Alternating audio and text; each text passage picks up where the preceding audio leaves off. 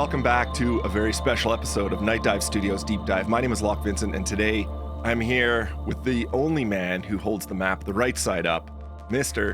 Kevin Schmitt. Hey, Kevin, how are you doing? Good. How are you? I am so excited. For the folks at home, can you just let us know who you are and what you did, and we'll get to what you're doing. But, obviously, this is a Outlaws, LucasArts Outlaws themed episode, so I'm bringing the old team back. But why don't you let us know what you did on that game? Yeah. So I'm Kevin Schmitt. I was a level designer on the game. I was the fourth level designer to be hired at LucasArts Nice. back in 1995, right after I graduated college. I moved out to California. I wrote a letter a week to all the Lucas companies there to get a job, and like LucasArts reached out because I had a bachelor in architecture. Oh, And so nice. they were like, "Oh, we're looking for someone with architecture and who's used AutoCAD because we used AutoCAD for Outlaws, and someone who likes video games." So I went in, applied, got the job, and started right away. It was great. Very cool. Um, did you go into school wanting to work in video games, or were you just like, I'm going to design buildings in some way or form?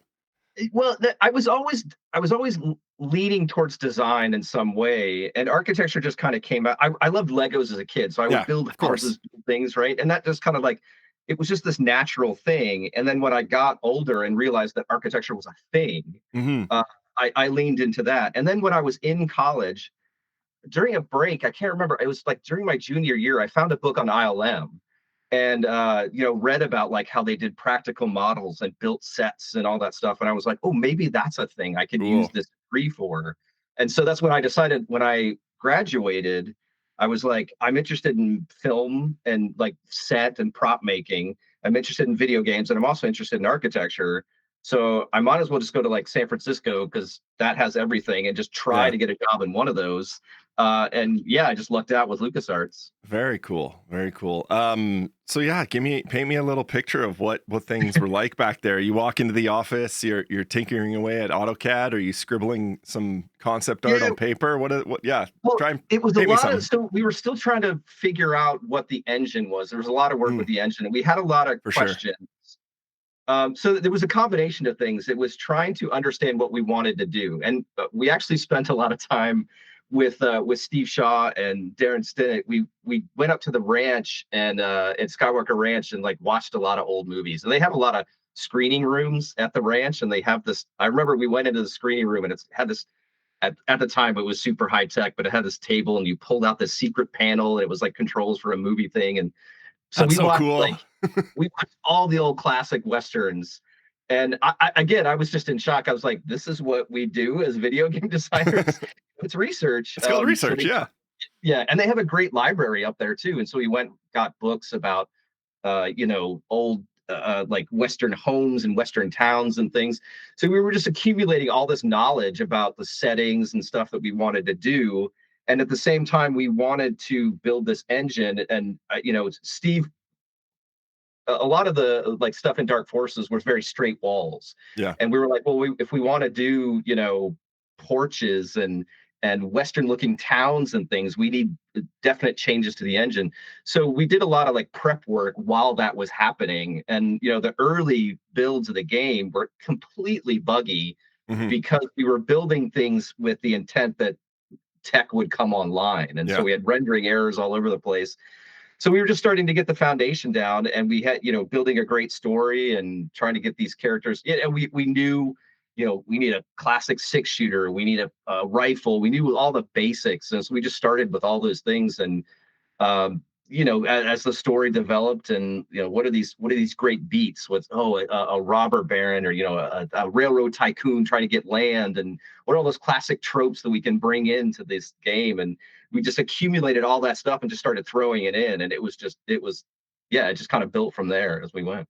Very cool. You know, Outlaws applauded as very innovative for level design at the time. Again, you guys are sort of building the track as you're driving on it and Yeah. hoping that, you're at the end goal, you're getting there. So what is some of the principles or goals you had for creating levels for Outlaws?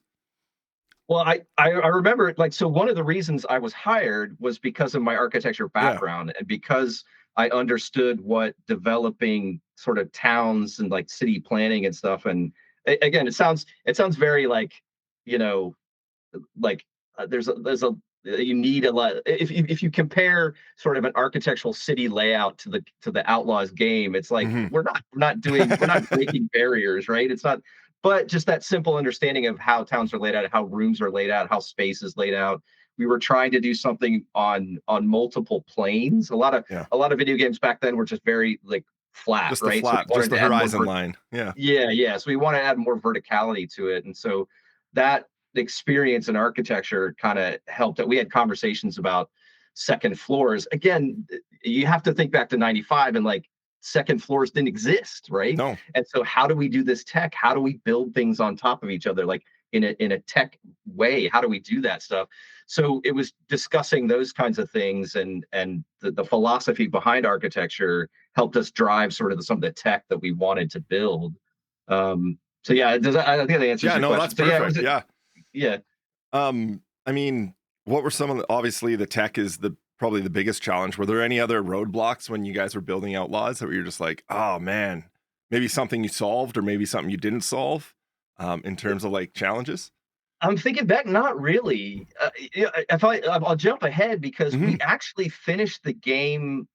For we finished the core of the game relatively early to the ship date, which again is unheard of. I've never experienced that in my life. That And doesn't so we exist. had, yeah, yeah, yeah. So we had time to like go back and polish. We really put a lot of attention back in the multiplayer for that Mhm. segment. But yeah, we didn't have that many roadblocks. I mean, LucasArts as a company was very behind us what we were doing.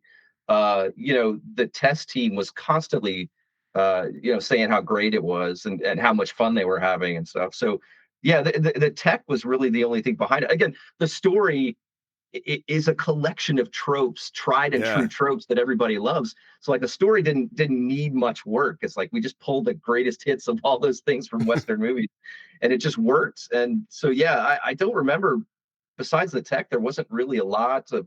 I mean, in stretching the tech, right? Because we had mhm, I'm trying to think of the code. It wasn't Lua, but it was like our scripting language at the time was very very basic. yeah, I think it was called INF, if I remember correctly. I mean, if I showed you some of the things, it was like move block here. A lot of it was based on moving blocks, right. like chunks of architecture, and that was the core of the system. So trying to do the movement and dynamic stuff in the game, like we were pushing limits. There's a there's a part in Bob's Ranch at the end where you shoot a rope and it breaks a box through the floor to go into the basement or the lower tunnels. Right. Like that took a huge amount of time and effort because we had never again, you got to put yourself back into Yeah. 95. That You're had not never doing been done before. simulations at the time. We're not doing any of that. It's Yeah, like, yeah, and it's like now you could do that in like a day, right? But yeah. like back then, it just those things were unheard of, and so trying to break those things, we had these ideas. I would go to Steve and Darren and Steve and Ash, like some of the programmers, and be like, "This is kind of the vision of what I want to do." Like, and again, very simple: break a box, fall through the floor, crack it, make a hole Mhm.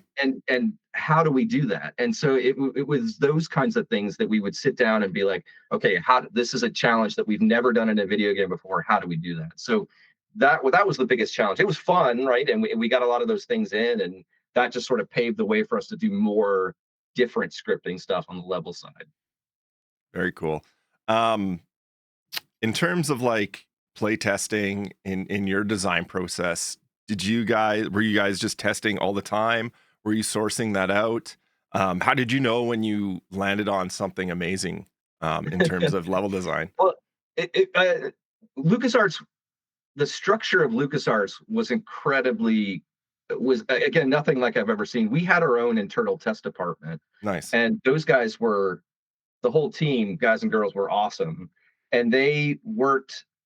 We kept a sort of professional barrier between it because we didn't want to get too close, but we had a couple of people who were we would inform of what we were wanting to do, but for the most part, we kept the team in the dark, and we would just give them builds and we had a whole database that they would share notes. And again, they were downstairs from us, so they would come up and tell us. And so we knew from their response that things were going well.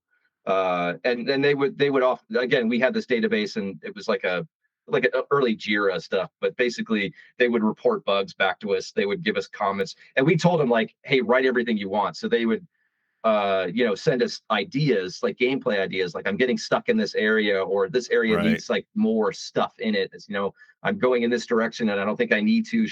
Should we somehow shift to this direction? So we would take that advice and feedback and like respond to it and give it back to them. So there was a really open dialogue between them. We actually ended up hiring a lot of those people from the test department into design later. And like, one of them's the narrative lead at Crystal Dynamics. Very One of them was cool. a VP in narrative. Like all those people, like are great people, just great design sense.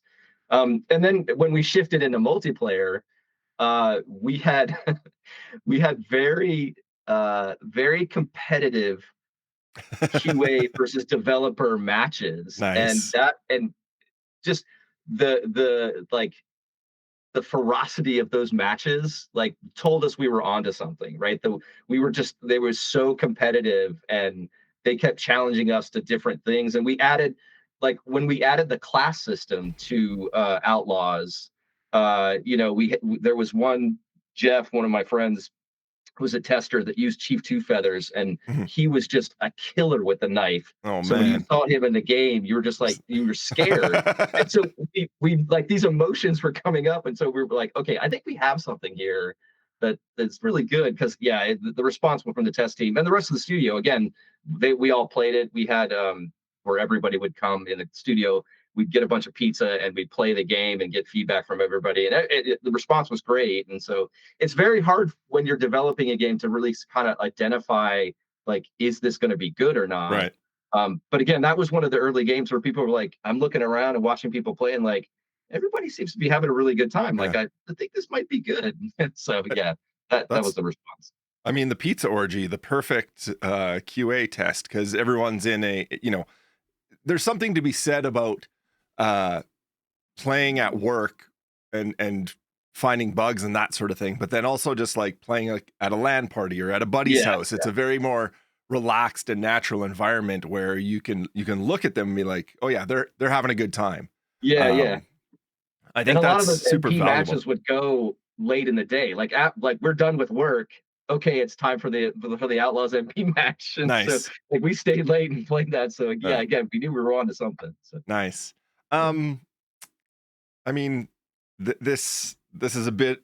I'm kind of pulling back a little bit, but can you walk us through your typical process when you're starting a new level? It doesn't necessarily have to be Outlaw specific, but just in general, like, Yeah, yeah. how much is planned versus like discovered during, building and implementation?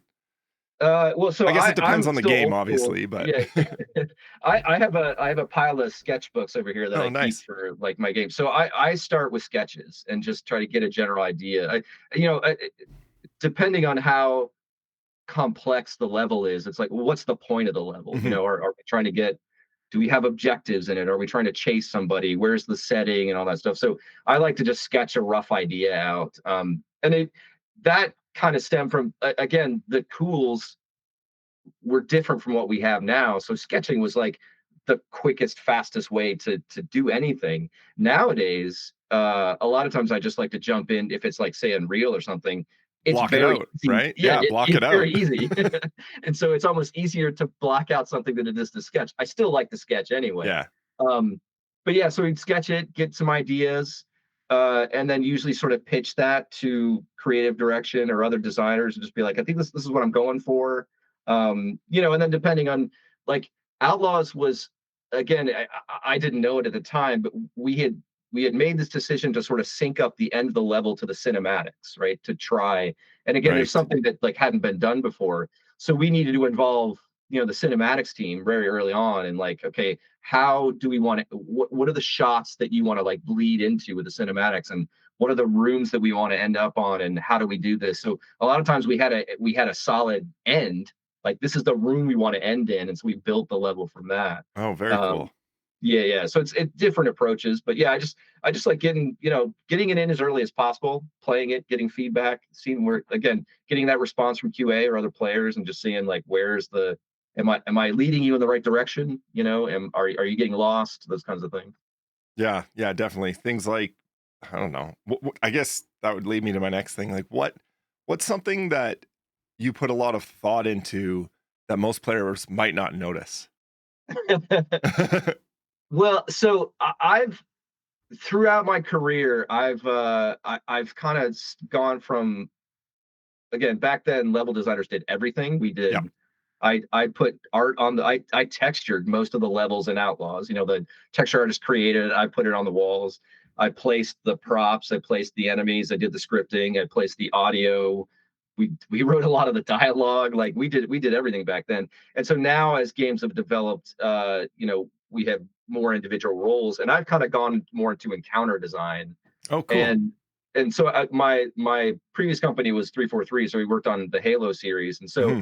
I spent a lot of time on how the enemies respond to the player and relate to each other. So if you play, Halo 4, 4, 5, and Infinite, like we tried to do a lot with how the enemies react to the player, Yeah. and if the player's pushing here, we relocate the enemies over here. And so there's a lot of time spent in that stuff, and like Yeah. directing the AI of the how where to move and where to go. And it's funny because when you ask people like what they like about Halo, a lot of times they can't really articulate it, but it comes down to those details. It comes down to Yeah. how the enemies move and respond to where Chief is as you move through the level. Yeah. It's often that emergent storytelling that comes from an encounter that happens Yeah, differently for different people depending on yeah, how you play and how the AI reacts. So it's yeah, it's a very intimate thing where it's like, well, I go over here and I huck a bunch of grenades. It's like, oh no, I like snipe from over here, and it allows people based on your designs to have very different experiences and very different stories in yeah, in playing those games. So that's very cool. Yeah. yeah, I think about that a lot in counter design because I play a lot of tabletop skirmish games. So I'm yeah, all and that like when you're playing against another person, there's unpredictability, but when you're playing against AI, it only has so many rules for it right, to right, do. So you're playing in a sort of a walled garden in terms of what like you can kind of figure out what the AI is going to do, but when you're playing against yeah, another yeah. person, it's like, oh man. So as when you can make the AI feel like another person, you've got something special, and that's what I when I think of Halo, that's what I think about is Yeah, like, yeah. There was it was a big challenge at Halo Infinite because we moved to more of an open world, yeah, it style, was and less corridor, right? It was less corridor. yeah, and so traditional Halo, you're more linear. So we had to respond to those kind of actions. Like I'm a player that loves to snipe like as well, and so Hmm. it's no fun if you're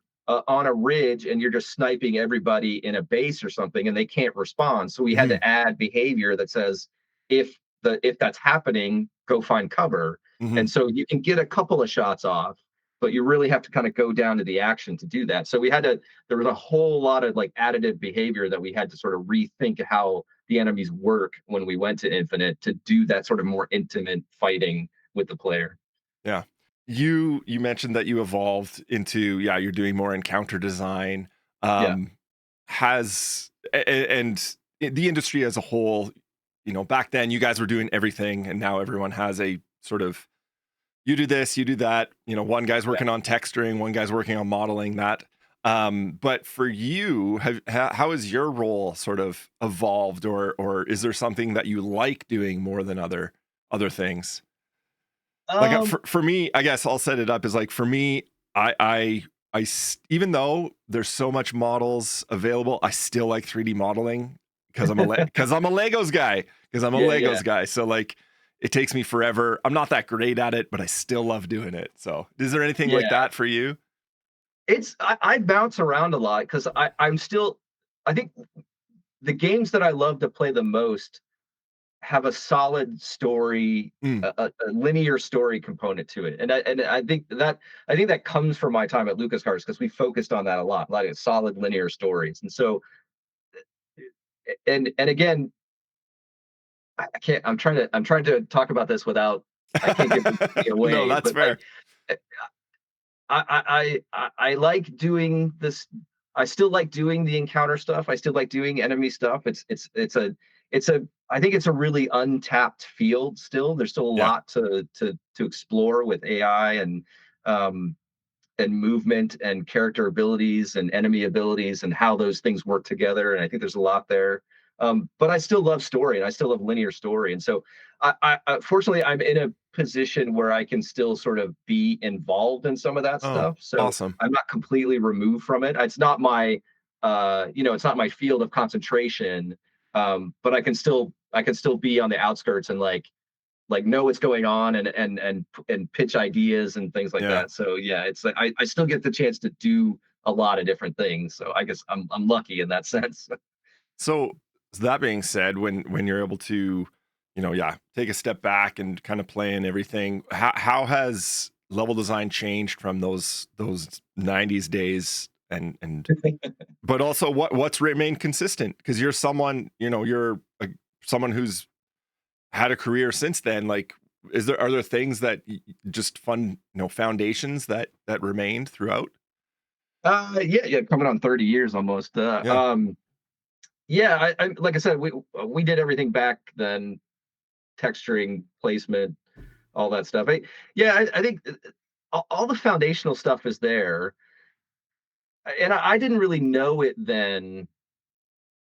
But like again, leading the player, like telling a Yeah. story and pulling the player along with enemy placement, with object placement, that's still fundamental stuff that I think is really important. I think it was Aliens versus Predator Hmm. that was a great example of that. And they did all these things that are pretty staple now, but weren't back then. Like there's a room and there's multiple doors and there's one light flashing over a door, and it's like, Yeah. okay, that's the door that I need to go to. They would do all these subtle hints to pull you through, but it wasn't like glaring flashing arrows or anything. Right. It was a really that game was a really good example of how to like lead the player. And so that's always been a staple. I think one thing that we could explore more on again is still I love verticality Yeah. and trying to get more of that in a game. It's very tricky though because like sight lines and enemy sight Yeah. lines and all that stuff. But like yeah, I think just pulling the player in the direction and having a good path and knowing where to go and dropping those hints and like pulling the player through. That's always been important to me and been pretty consistent in Yeah. levels. Pacing. And Yeah. That's another. Yeah. I often I highly value, I guess personally, the peaks and valleys in a Yep. game, in any game where, you know, work your way up to that big fight and then have a little breathing space. And then Yeah. Yeah. once you have that breath, then you give the player another opportunity to be like, okay, the next thing is really tense because you're just waiting for it. And Yeah. I I find went to that, a, yeah. I went to I think it was a GDC talk. I don't know if it was GDC talk or like a different talk, but I can't remember who gave the talk. It wasn't a game designer, but it was someone who follows like human behavior and brain Okay. pattern, and they basically talked about that, about how like stressing the brain to 10 right for the Hmm. whole game is not a Is really good idea. And it's again, this is something that we as designers back then had never really thought about that. And so they mapped out like ideas of how to do that pacing, those hills and valleys. And again, for us it was like, oh yeah, like we're using actual science and things to sort of Yeah, I'm sure determine there's how a to course of psychology of game design. I'm sure there's a course exactly. people take now in their undergrad, you know? Yeah, yeah, and it's just the stuff that we never knew back then, and Yeah. it, for us, was eye opening. And yeah, it's I actually have a Miro board with like that mapped out with some Very stuff. So cool. yeah, Very and cool. Yeah. again, a lot of these things just become staple to design that we forget that they're new now. So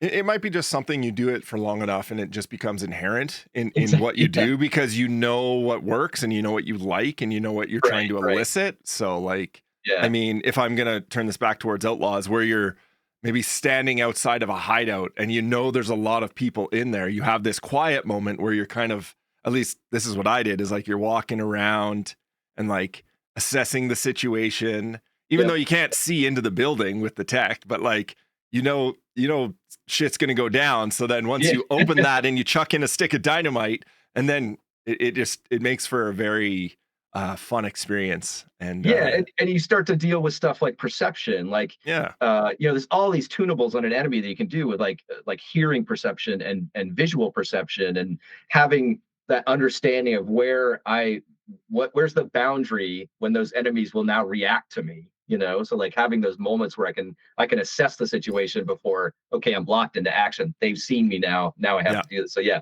there's a lot of stuff like that again we just didn't know about back then, that's totally. sort of standard practice now. Um, do you have a favorite level you've designed? So I have a love-hate relationship with the mill. Okay. uh Challenged me to make a very difficult puzzle level. Mm, And in that level is the water sluices where you're going down the water and you have to shoot the switch to switch the gates. Um, that like looking back now, I was like, I probably wouldn't do that again. yeah. But we delivered what we wanted, and so there was a we would put this to a test to the QA team, and if a lot of people had a problem with it, we would pull back on stuff.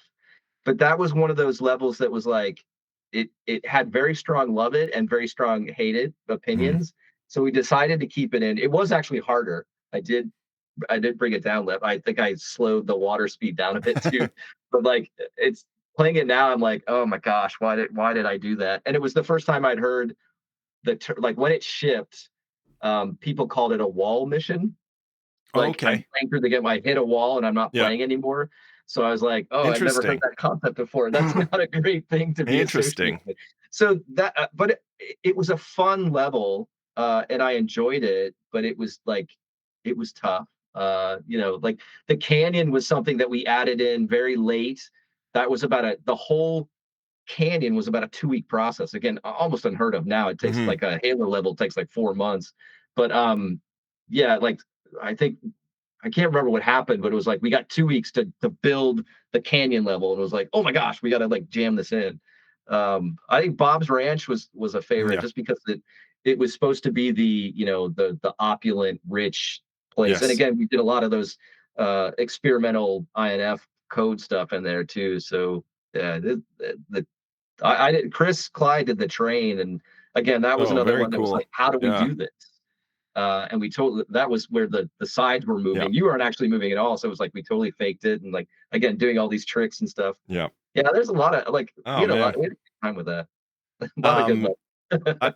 I guess you kind of answered it, but it might be the mill, but if you could go back and redesign any level from your past work, would it be that one? The mill, The the mill? mill, Yeah. yeah, yeah. Change it Yeah, up. I would.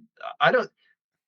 Yeah, I'd probably cut the sluices down in half, and maybe just Yeah. have them like no skill switch hitting or Right. anything in Right. there or Right. something. I might still have them in there, but like not forcing you to hit the switches or something.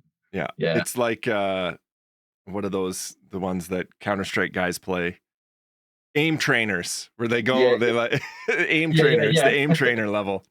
yeah, yeah, Um okay, okay. Well, I only have a couple things here and it's more to do with like design philosophy and yeah.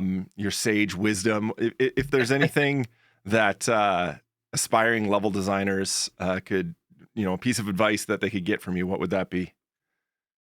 Oh, geez. I know it's a loaded big question, but Yeah, yeah. I think number one is to get feedback. Hmm, Um, get it early and like, find a group of people you trust, and maybe even some people who are like don't like video games, because again accessibility is a thing that we also have to deal with and think about, and getting it probably depends on what level of game you're doing, but like you want people to play your game, so making it accessible to all sorts of players is a good thing. But surrounding yourself with people that you can show things to, and it'll give you constructive feedback. Again, with Unreal and Unity and all these other tools that we have available, it's easy to get stuff built and on screen quickly. But like, yeah, that's been my philosophy for a long time. Is just get it on screen. It's not real until it's on screen, right? It's yeah. not real until you're playing it, and getting that in people's hands, because you're so close to stuff when you design things. And even now, I'll think I'll have the best idea in the world, and I'll throw it out there, and people will be like, "Nah, it's not working. It's the message I want to send is not being delivered," and all these could be a number of reasons why something fails. But like getting that feedback from people is super important. So getting it on screen and getting that feedback as quickly as possible, so you can just iterate on it. And because again, I think we benefited from finishing early. Again, I don't know how we ended up doing it. We finished the main Outlaws game early, and so we benefited greatly from going back and playing it and putting it in everybody the studio's hands and saying play it and really getting that like iteration time and building on that and just that loop going and just made it better and better and better and like made the multiplayer better. And that was again, I've never experienced anything like that in my career, but that iteration time, I think, is what kind of put us over the edge for Outlaws. Amazing. Yeah. Um, what do you think's the most common mistake made in level design these days? I, that's a tough one too. Common Yeah, mistake. I don't know. you got all the hard questions at the end.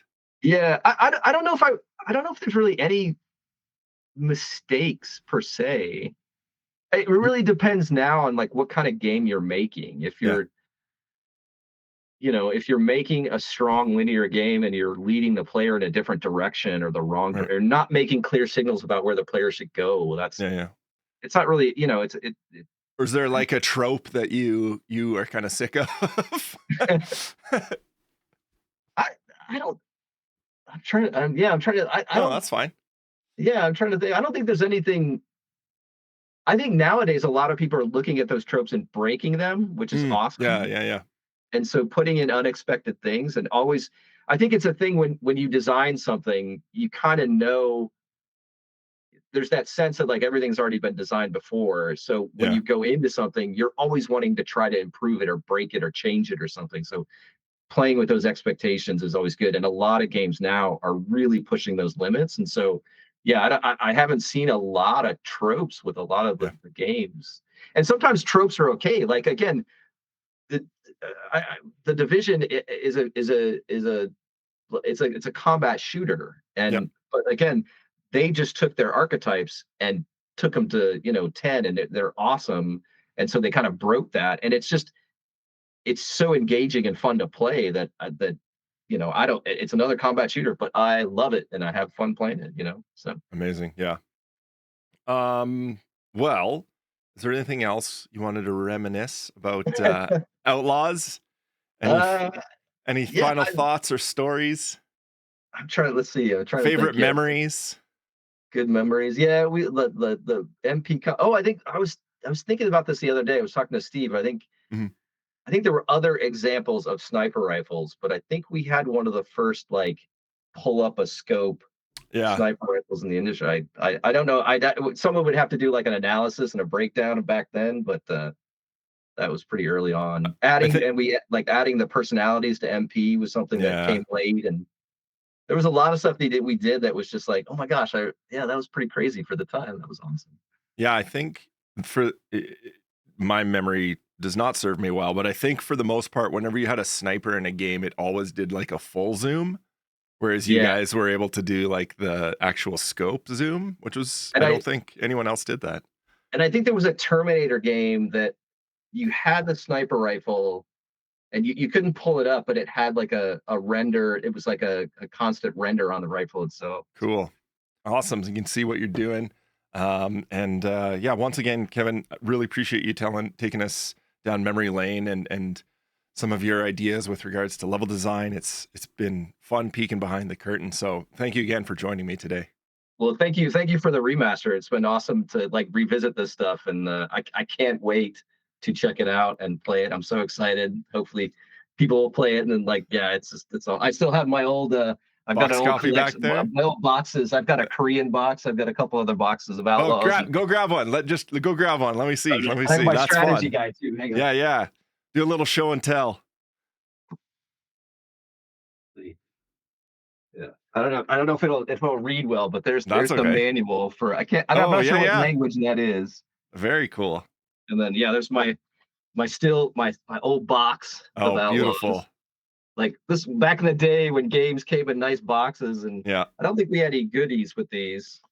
Oh, there's the No, manual and like the handful of missions pack. nice. And like, oh yeah, these things were awesome too. We had these things, the Like the LucasArts Adventure, yep. all It of would '98. Uh, and then the official strategy guide, ooh, amazing. Was that a which third party one? This for Prima, yeah, I Prima think. Prima guides, yeah. Yeah, Prima guys, yeah. And it's funny Nice. because I sent this to my parents, and I don't know if you can see the little yellow Yeah. tags in there. I marked the place where I was quoted, and I sent this. Ah. So when I graduated with my architecture degree, right? Yeah. And so when I called my parents and told them I got a job at LucasArts making video games, they were like, "How does that work?" And I'm like, "Trust me, it does." And so I sent them this, and I was like, to prove that I've made it, here's a official publication, and my name is quoted in here as saying different stuff. Yeah. And so, Every and I parent's also nightmare where you're just like, "Yeah, I'm working on games," and they're like, "Why?" I also have I still have my old Outlaws Oh, binder. oh my So it's goodness. still got like Very the beautiful. storyboards, and there's like all the storyboards and stuff in there, and then some game design docs, and Oh, there's man. enough. So we had a full binder for the handful of mission stuff too, which is Very cool. here's all the docs and stuff for this before everything was digital. This is all Right? docs. Yeah, and Nightdive's doing a good job now of taking all that stuff and putting it into the vault. Yeah, So you can go in there and check out all those storyboards, and they're really clean and they're really um, amazing just to have that in that sort of time capsule. And a lot of the reason I'm doing these interviews is be able to capture that moment and just like have that because as you know, like that just wasn't done in the past. Like we like I don't. It was kind of like a black box that people designed in, so yeah, yeah. it's fun to And most people just print it. Like we didn't store it digitally. Most people no. printed it and have these files. And so like where are they now? I don't know. Like I'm not sure what compelled me to keep them, but I kept like most of them from my time at Oh man, LucasArts. So amazing, yeah, amazing. Well, thank you once again for coming on the show, and again, thank you everybody at home for watching. yeah. On behalf of myself and Nightdive and Kevin, this is Locke saying goodbye. Bye bye. Thank you.